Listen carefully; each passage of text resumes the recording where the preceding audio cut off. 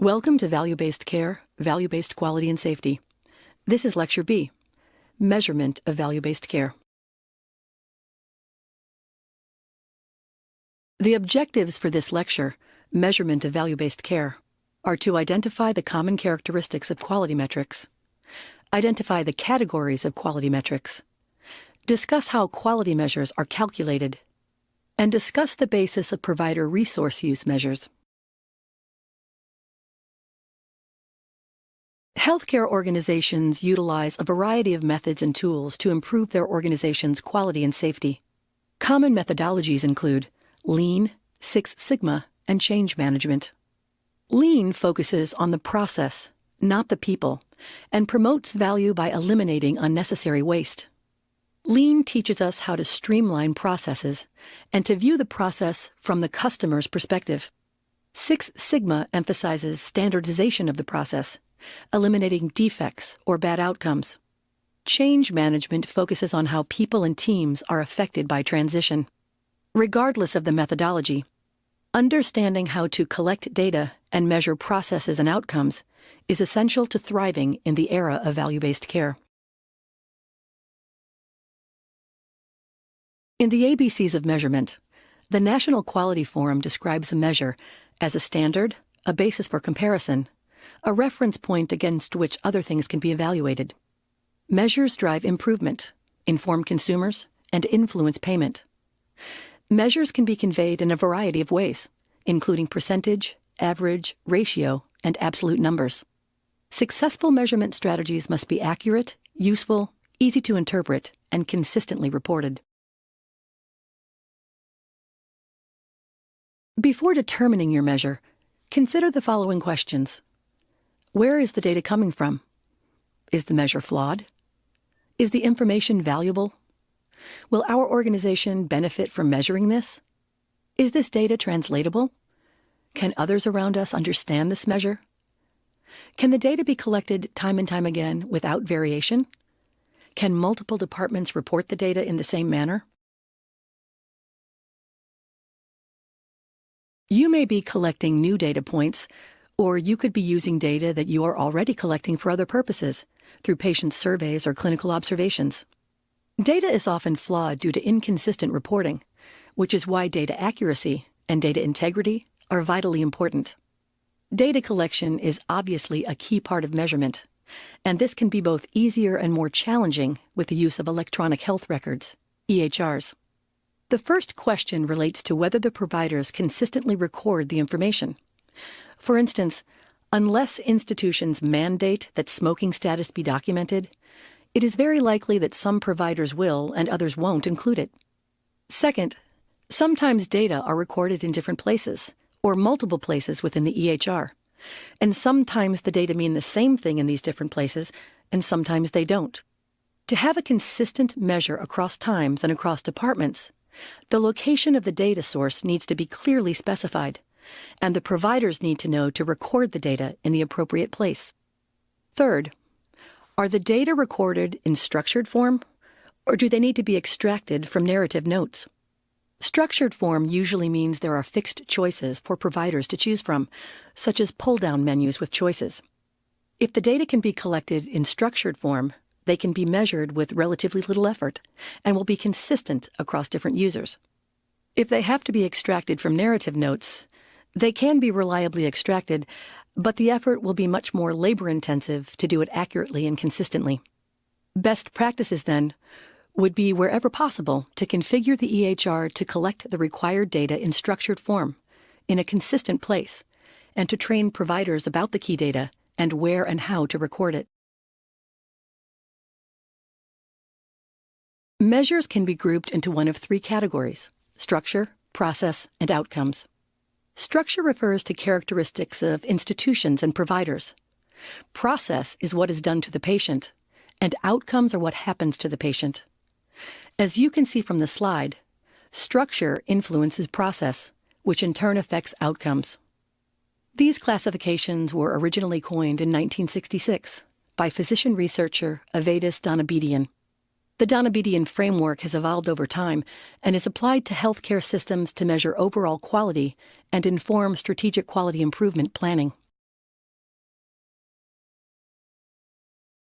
In conjunction with the original framework, the healthcare industry has accepted a fourth category of measurement: patient experience. Patient engagement, patient perception, is a crucial component of good care. Patient perception can be an organization's greatest challenge or its ultimate strength. The Institute of Medicine's groundbreaking work, Crossing the Quality Chasm, stated that quality needed to be customized based on patient needs and values. The new models of care and reimbursement have emphasized patient-centeredness in their incentive structure. Another modification of Donna Bedian's original formulation is known as the SEIPS model. Carrion and her associates broadened the concept of structure to include what they call the work system as a key influencer on process and ultimately outcomes. The work system includes the people, the tasks they do, the tools, such as EHRs and others that they use, as well as the organizational structure and the internal and external environment. They also broadened the conception of outcomes to include not just patient health outcomes, but organizational outcomes as well. In addition, in the SEIPS model, the direction of influence is often bidirectional among the various parts. Given the link between quality and reimbursement and the use of technology in value-based care, this broader conception may be particularly useful. Measures that fall in the structure category are often tangible and easy to collect. They assess the organizational infrastructure. Structure measures provide crucial information about an organization's capability to meet demand. However, structure measures do have limitations. As the issue brief on measuring health quality from Families USA indicates, structure measures only show you one piece of information and do not shed light on the entire process.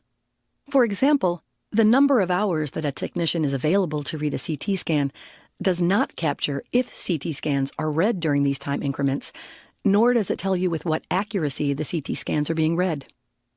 Process measures look at how care is delivered. They are used to decipher if the patient is given specific services that are consistent with the recommended care guidelines. Process measures are typically very straightforward. There is no gray area. In other words, did the heart attack patient receive aspirin or not? Outcome measures are often understood to be the most important gauge of quality, as they evaluate a patient's health as a result of the care they received. Outcome measures tend to look at the intended or unintended consequences or effects that care has on the patient. Developing meaningful outcome measures can be challenging, as they are complex in nature and often require a wealth of detailed information and staff members to analyze the patient population. To determine the rate of readmissions because of an infection, we would have to know who has been readmitted within the specific time frame, the reason why the patients were initially hospitalized, and why they were readmitted. Patient experience measures are the perceptions of the customer, including their perceptions of the interpersonal aspects of care. Perceptions are the basis of the consumer's understanding and will vary from person to person based on their beliefs, cultural background, and values. They assess many aspects of care, including the clarity of the information the physician provides. A measure of patient experience might be the percentage of patients who report that their doctor always communicates well. Positive patient experience has a well-documented relationship with quality care. Patients that perceive a positive care experience tend to engage in their treatment plans and have better outcomes. A measure is an actual measurement of the number of cases meeting a specific criteria, out of a total number of cases meeting a general criteria. It can be represented by a ratio or a percentage, which use the above fraction for calculation. The denominator is calculated first. This is the description of the overall population that would be eligible for the service, process, outcome, or experience measure being calculated. The numerator is the number of specific cases that meet the condition of the measure. So with the earlier example of the process measure, heart attack patients given aspirin, the denominator would be the total number of patients admitted to the hospital for a heart attack in a given time period. The numerator would be the number of those patients from the denominator who received aspirin therapy. The goal in this case is to have the number in the numerator as close to or equal to the number in the denominator. That is, We would like all patients who are eligible for aspirin therapy to receive it. The example of an outcome measure, hospital readmission within 30 days of discharge, is calculated by placing the total number of hospital admissions in a given time period in the denominator. Different measures might exclude those who died or were transferred or left against medical advice from the denominator. The numerator is made up of those admissions from the denominator where the patient was readmitted to the hospital within 30 days of discharge. The goal in this case is to have the numerator as close to 0 as possible, that is, that no patients would need to be readmitted. Quality measures are used for public reporting, provider incentive programs, and accreditation purposes. Public and private health plans are displaying quality measures for public review, allowing patients to be informed and knowledgeable as they choose where to go for services. Providing comparisons of quality performance data among providers also increases provider accountability.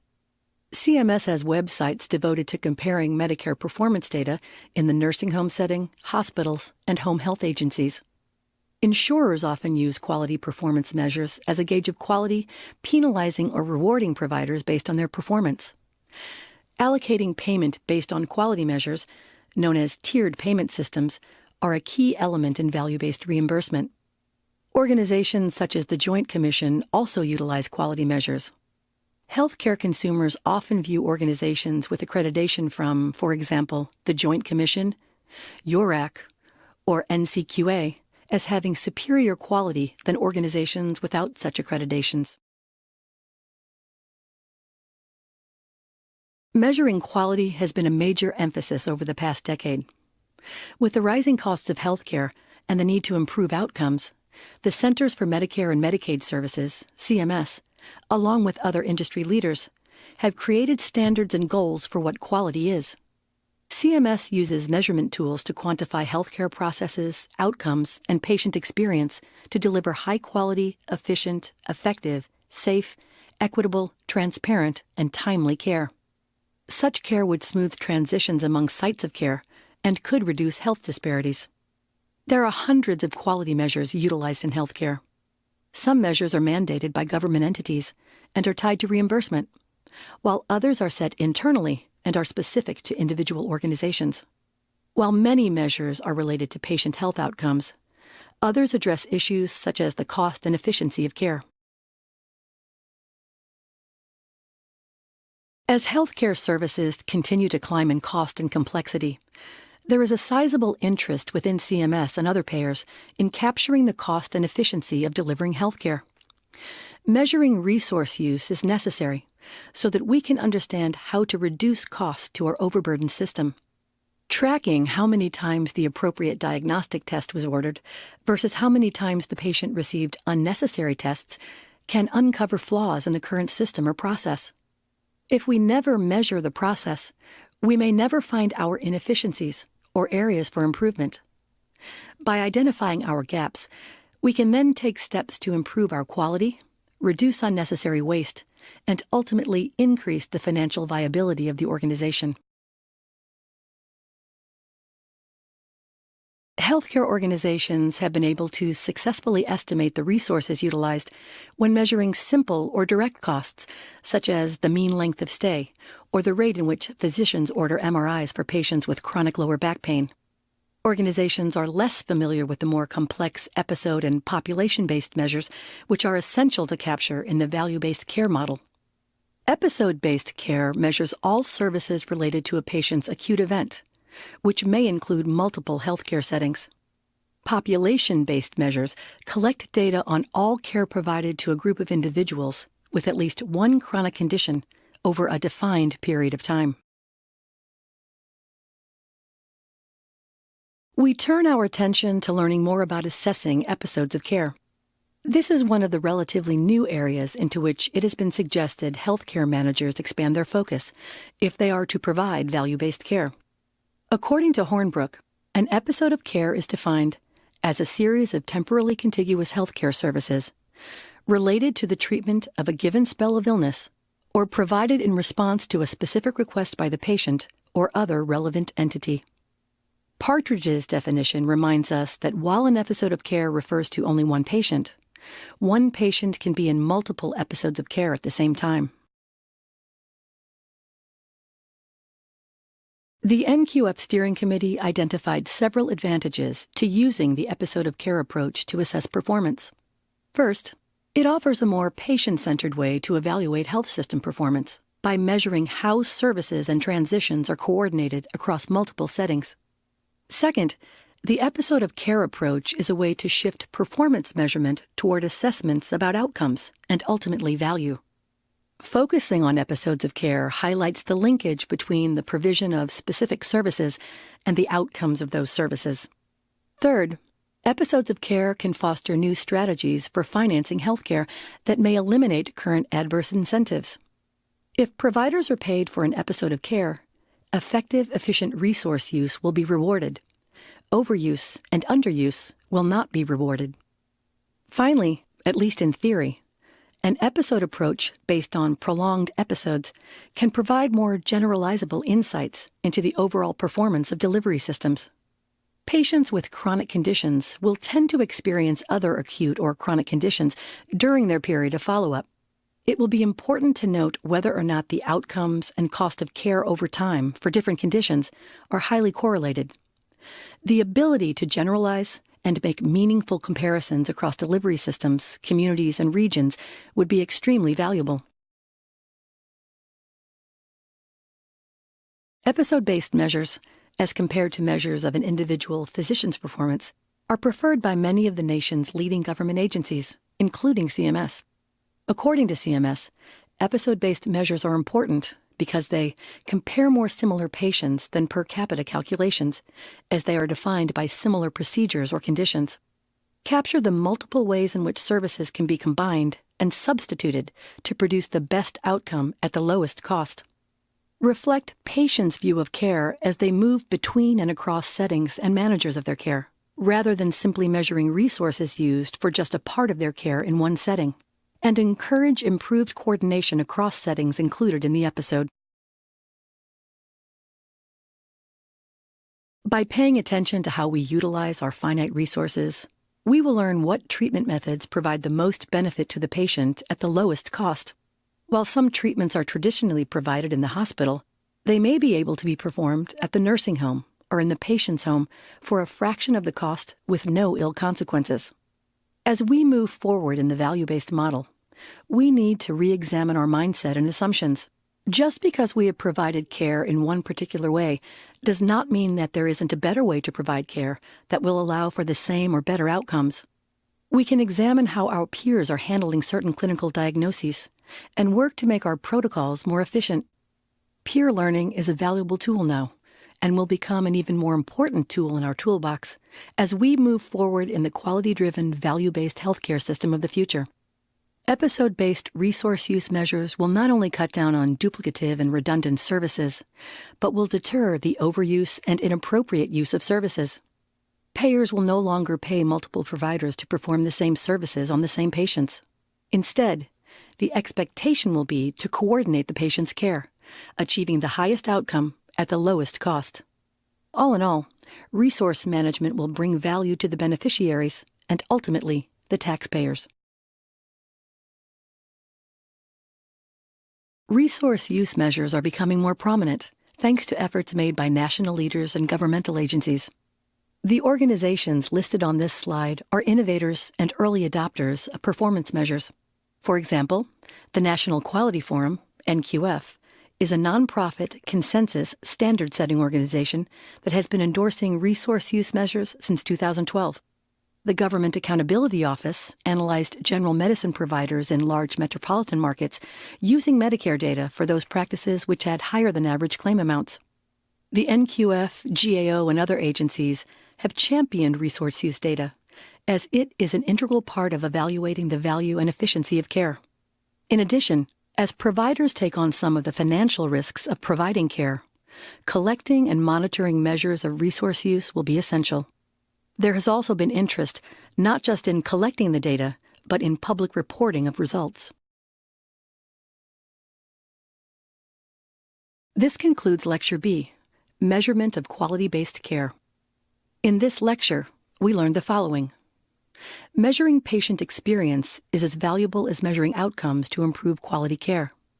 Episode-based care measures capture costs across the continuum of care. Value-based care measures must pertain to the patient's health outcomes, care transitions, and the resources used to treat the patient.